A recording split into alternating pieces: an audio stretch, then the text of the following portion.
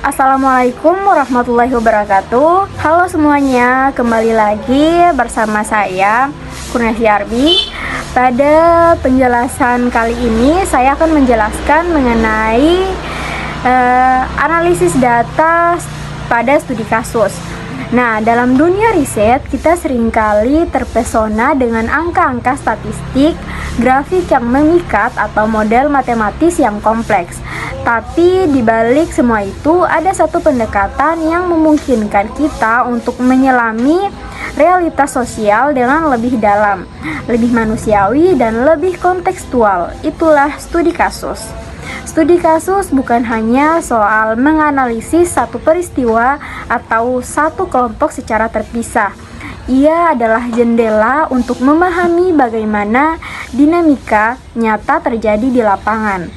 Melalui studi kasus, kita tidak hanya melihat apa yang terjadi, tetapi juga mengapa itu bisa terjadi, siapa yang terlibat, bagaimana prosesnya berlangsung, dan apa makna dari semuanya.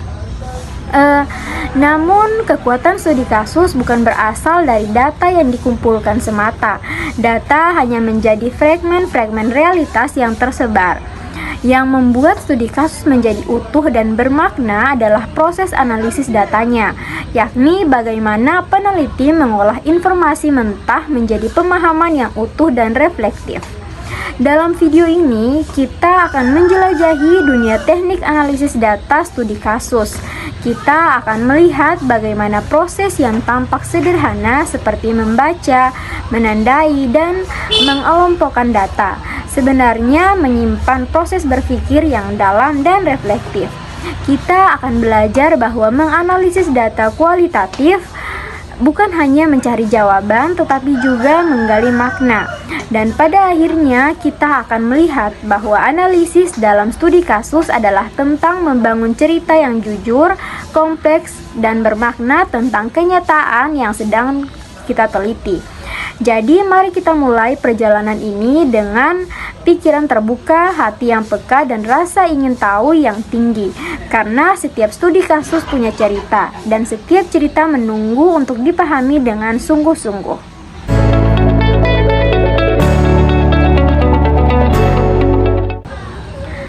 Yang pertama, pengertian studi kasus. Studi kasus adalah suatu pendekatan penelitian yang digunakan untuk memahami suatu fenomena secara mendalam dalam konteks kehidupan nyata.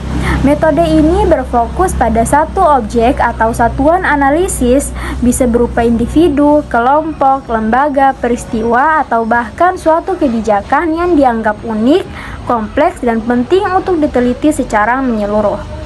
Berbeda dengan penelitian kuantitatif yang cenderung menggeneralisasi temuan, studi kasus justru ingin menangkap kedalaman. Ia tidak terburu-buru membuat kesimpulan umum, melainkan berupaya menggambarkan bagaimana suatu fenomena berkembang, berlangsung, dan dipahami oleh aktor-aktor di dalamnya. Tujuan utamanya bukan hanya untuk menjawab pertanyaan apa yang terjadi, tetapi juga mengapa hal itu terjadi, bagaimana prosesnya, dan apa makna dari peristiwa tersebut.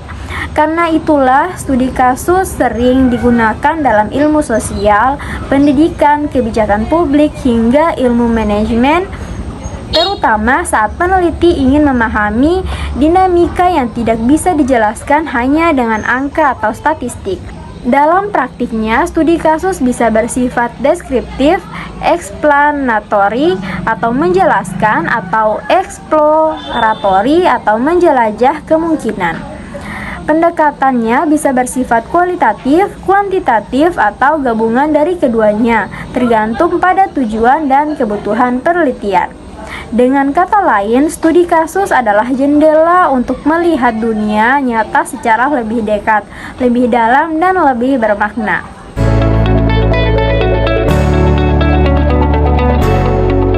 Yang berikutnya, sumber dan jenis data studi kasus. Dalam penelitian studi kasus, data menjadi fondasi utama yang menentukan sejauh mana peneliti dapat memahami dan menjelaskan fenomena yang sedang dikaji. Karena studi kasus bertujuan untuk mengeksplorasi suatu kejadian atau konteks secara mendalam, maka data yang dikumpulkan pun harus beragam, kaya, dan berasal dari berbagai sudut pandang. Salah satu ciri khas studi kasus adalah menggunakan berbagai sumber data. Ini yang membedakannya dengan penelitian lain yang mungkin hanya mengandalkan satu jenis data utama. Dengan menggali dari berbagai sumber, peneliti bisa membangun gambaran yang lebih utuh dan komprehensif. Dan melalui teknik ini pula, keabsahan data bisa diperkuat melalui proses yang disebut triangulasi. Secara umum, sumber data dalam studi kasus dapat dibedakan menjadi dua kategori besar, yaitu sumber data primer dan sumber data sekunder. Data primer adalah data yang diperoleh langsung dari sumber pertama, yaitu dari individu atau pihak yang terlibat langsung dalam kasus yang diteliti. Cara paling umum untuk mendapatkan data primer adalah melalui wawancara mendalam. Wawancara ini biasanya bersifat semi terstruktur atau bahkan terbuka, agar informan dapat bercerita secara bebas dan reflektif. Selain wawancara, data primer juga bisa diperoleh melalui observasi langsung di lapangan, di mana peneliti mencatat perilaku, interaksi, suasana, atau kejadian-kejadian yang berlangsung di lokasi penelitian. Observasi ini seringkali memberi data yang tidak tertangkap dalam wawancara, misalnya gestur, ekspresi, atau dinamika sosial yang bersifat nonverbal. Selain itu, ada pula bentuk partisipasi langsung, di mana peneliti terlibat dalam aktivitas harian subjek penelitian, dengan tetap menjaga jarak ilmiah. Ini membuat peneliti bisa merasakan langsung bagaimana kehidupan para partisipan dan proses yang sedang berlangsung. Sementara itu, data sekunder merupakan data yang sudah ada sebelumnya dan tidak dikumpulkan langsung oleh peneliti, tetapi tetap relevan dan bermanfaat untuk mendukung pemahaman atas kasus yang dikaji. Contoh dari data sekunder adalah dokumen resmi, laporan tahunan, arsip, notulensi rapat, berita di media massa, maupun data statistik dari instansi tertentu. Data ini membantu memberikan konteks, latar belakang, serta memperkuat atau mengkritisi data primer yang sudah dikumpulkan. Dalam studi kasus yang melibatkan organisasi atau program kebijakan publik, data sekunder bisa sangat penting. Misalnya, ketika meneliti efektivitas sebuah program bantuan sosial, peneliti bisa melihat peraturan pemerintah, laporan pelaksanaan, hingga catatan distribusi bantuan. Semuanya ini menjadi bahan penting untuk menguji apakah praktik di lapangan sesuai dengan kebijakan yang tertulis. Terkait jenis data, studi kasus umumnya berfokus pada data kualitatif. Data jenis ini berupa narasi, deskripsi, kutipan pernyataan informan, observasi perilaku, dan dokumen yang bersifat non-numerik. Data kualitatif memungkinkan peneliti menangkap kedalaman, makna, dan konteks dari suatu fenomena sosial. Namun demikian, dalam beberapa kasus, data kuantitatif juga bisa dimasukkan untuk memperkaya analisis. Misalnya, jika peneliti ingin mengetahui jumlah peserta program dari tahun ke tahun, persentase keberhasilan atau tingkat kepuasan berdasarkan survei tertutup, penggabungan kedua jenis data ini dikenal dengan pendekatan Likert Methods yang mulai banyak digunakan dalam studi kasus kontemporer. Dengan memadukan berbagai sumber dan jenis data, peneliti studi kasus bisa membangun narasi yang lebih kredibel, kompleks, dan realistis. Ia tidak hanya mengandalkan satu suara, tapi menggabungkan banyak perspektif untuk menyusun pemahaman yang lebih kaya terhadap fenomena yang dikaji.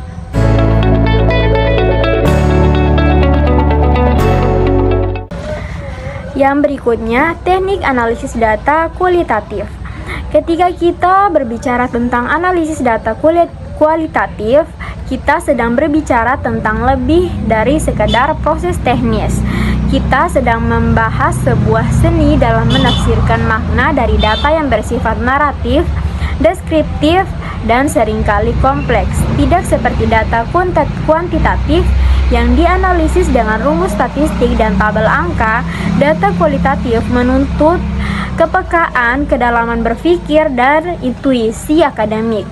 Teknik analisis data kualitatif bertujuan untuk memahami makna di balik data, baik itu dari hasil wawancara, observasi, catatan lapangan, dokumen, maupun sumber lain yang bersifat non-numerik. Peneliti tidak hanya mencari tahu apa yang dikatakan oleh informan, tetapi juga apa yang tersirat, apa yang berulang, dan apa yang bisa ditafsirkan dalam konteks yang lebih luas. Meskipun metode analisis bisa berbeda-beda tergantung pendekatan penelitian, secara umum prosesnya terdiri dari beberapa tahapan penting. Yang pertama, reduksi data. Reduksi data bukan berarti membuang informasi, melainkan menyaring dan menyederhanakan data agar lebih fokus pada hal-hal yang relevan. Dalam tahap ini, peneliti mulai memilih mana informasi yang penting, mengorganisasi data, dan menyusun bagian-bagian data ke dalam struktur yang bisa dianalisis. Contohnya, dari hasil wawancara sepanjang 2 jam, peneliti akan mengidentifikasi bagian-bagian penting yang berkaitan langsung dengan fokus penelitian. Ini bisa berupa pernyataan kunci, kata-kata yang berulang, atau pengalaman-pengalaman yang menggambarkan pola tertentu. Yang kedua, coding. Tahap selanjutnya adalah proses coding, yaitu memberikan label atau kode pada bagian-bagian data yang dianggap penting atau bermakna. Kode ini bisa berupa satu kata, frasa pendek, atau istilah yang mewakili tema tertentu. Proses coding biasanya dilakukan secara induktif, artinya kode muncul dari dalam data itu sendiri, bukan dari teori yang sudah ada. Namun dalam beberapa pendekatan seperti analisis tematik deduktif, kode juga bisa dikembangkan berdasarkan kerangka teori yang digunakan peneliti. Melalui coding, peneliti mulai membangun fondasi untuk tema-tema yang lebih besar, karena kode yang berulang dapat dikelompokkan menjadi pola-pola atau kategori. Yang ketiga, kategorisasi dan tematisasi. Setelah kode-kode dikumpulkan, peneliti mulai mengelompokkan kode-kode yang serupa ke dalam kategori. Dari kategori inilah muncul tema-tema utama yang menjawab pertanyaan penelitian. Misalnya, dalam studi kasus tentang partisipasi masyarakat dalam perencanaan desa, peneliti mungkin menemukan tema-tema seperti ketimpangan informasi, kepercayaan terhadap pemimpin, atau pengaruh elit lokal. Tema-tema inilah yang kemudian menjadi dasar dalam menafsirkan keseluruhan temuan. Yang keempat, penafsiran atau interpretasi. Di tahap ini, peneliti tidak lagi hanya menjelaskan apa yang dikatakan oleh data, tetapi mulai menafsirkan mengapa hal itu terjadi, apa hubungannya dengan konteks sosial, dan bagaimana kaitannya dengan teori atau kerangka berpikir yang digunakan. Interpretasi menuntut peneliti untuk berpikir kritis dan reflektif. Ia harus mampu mengaitkan antara satu bagian data dengan bagian lainnya, memahami relasi sosial yang terjadi, serta menyadari adanya kemungkinan bias atau ketimpangan perspektif dalam data. Yang kelima, penyajian hasil analisis. Tahap akhir adalah menyajikan hasil analisis dalam bentuk narasi yang runtut, logis, dan bermakna. Peneliti bisa menyertakan kutipan langsung dari informan untuk memperkuat argumen, menyusun kronologi kejadian, atau menggambarkan pola-pola yang ditemukan dalam studi. Penyajian hasil ini tidak hanya menyampaikan apa yang ditemukan, tetapi juga menjelaskan bagaimana peneliti sampai pada temuan tersebut dan apa makna yang bisa diambil dari hasil penelitian itu. Teknik analisis data kualitatif pada dasarnya adalah proses membangun makna. Ini bukan pekerjaan instan, ia membutuhkan waktu, refleksi, dan keterampilan berpikir naratif. Dan karena sifatnya mendalam dan kontekstual, hasil dari analisis ini seringkali tidak bisa digeneralisasi secara luas, tetapi justru menjadi sangat berharga karena ia menunjukkan kompleksitas dan kedalaman realitas sosial. Dengan memahami teknik analisis ini, kita tidak hanya belajar bagaimana membaca data, tetapi juga bagaimana membaca manusia, membaca relasi, dan membaca struktur sosial yang tersembunyi di balik cerita.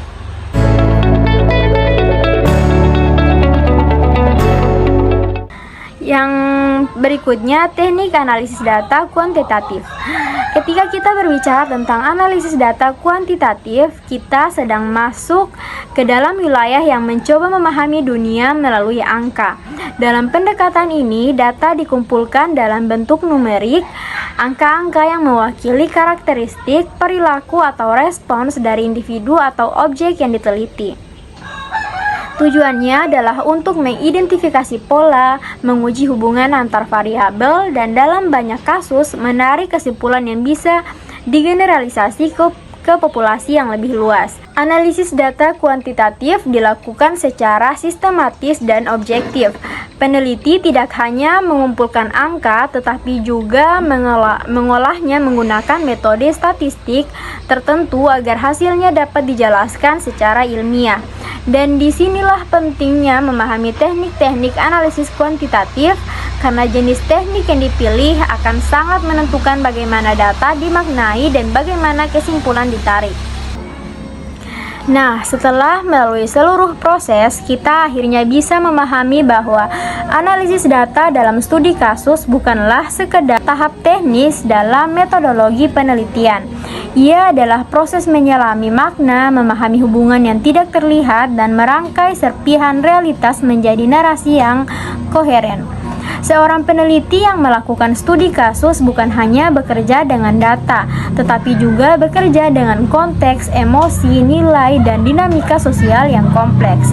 Itulah sebabnya analisis dalam studi kasus membutuhkan kepekaan, ketelitian, dan integritas intelektual yang tinggi.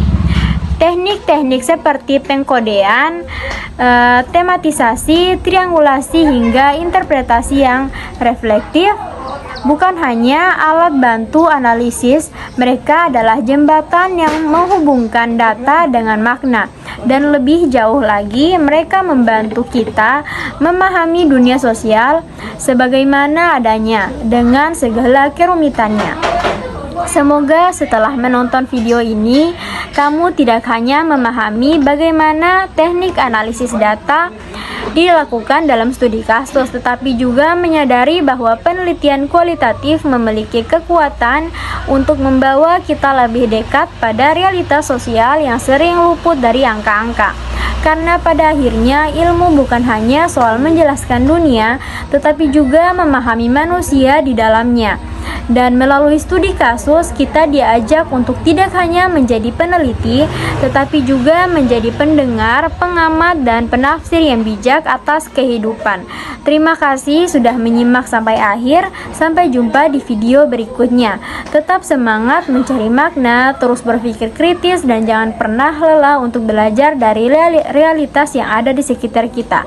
Wassalamualaikum warahmatullahi wabarakatuh.